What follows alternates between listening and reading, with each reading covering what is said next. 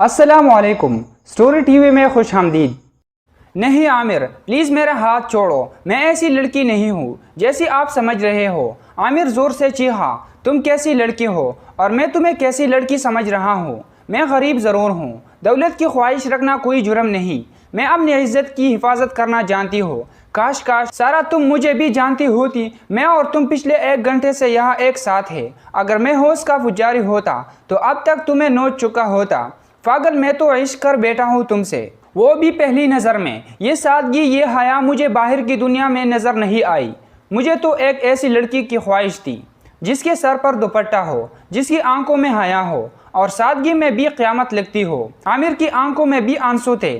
मैं फटी पट्टी आंखों से आमिर को देख रही थी। फिर तुमने मुझे होटल में मिलने क्यों बुलाया? ताकि बाहर तुम्हें कोई देख न ले। महफूज जगह समझकर बुलाया था। सॉरी आमिर, मुझे आपको समझने में गलती हो गई। मैं समझी आप बाहर की दुनिया से आए हैं तो आज़ाद सोच के मालिक होंगे। नहीं सारा, जैसी सब औरतें एक जैसी नहीं होती, वैसे सब मर्द एक जैसे नहीं होते।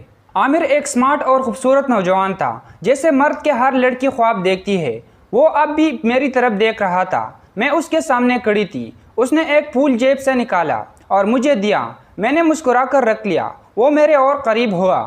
आमिर चले। नहीं सारा, तुम्हारी कॉलेज की छुट्टी का टाइम हो जाए, मैं कॉलेज से शबाना को लूँगा। हम दोनों तुम्हें घर ड्राफ्ट करेंगे।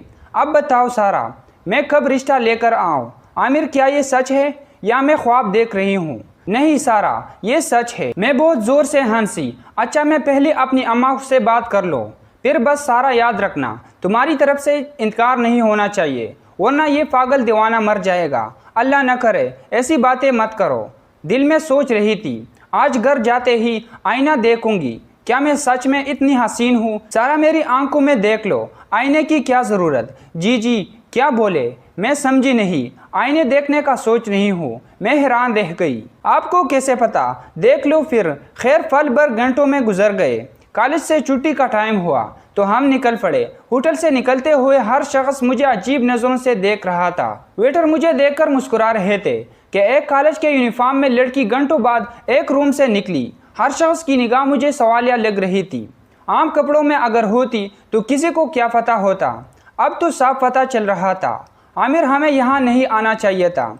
किसी की परवाह मत करो, मैं होना तुम्हारे साथ। मैं गाड़ी में फ्रंट पर बैठी थी। गाड़ी कॉलेज के सामने रुकी तो एक झट से शबाना गाड़ी में पीछे आकर बैठ गई। वो भी मुझे देखकर मुस्कुराई। वह मेरे होने वाले भाभी आज तो और हसीन लग रही है। कभी कभी इंसान ने कोई जुर्म ना भी किया हो तो खुद को मुजरिम समझने लगता है। आज मेरा भी यही हाल था। मैं सबसे नज़रें चुरा रही थी। खैर, आमिर वहाँ से हमें आइसक्रीम खिलाने ले गया। काफ़ी देर हो गई। घर आई तो अम्मा अपने कमरे में थी और आज तो बाबा भी घर पर थे। उनकी आवाज़ भी आ रही थी। अम्मा बाहर आई तो सामने मैं थी। सारा कहाँ मर गई थी? इतनी देर से क्यों आई? अम्मा ने मुझे थप्पड़ रसीद किया। अम्मा, वो शबाना कान पक गए हैं मेरे। आज तेरा बाप जल्दी घर आ गया है। जा अपने कमरे में, तेरे बाप ने तुझसे कोई ज़रूरी बात करनी है।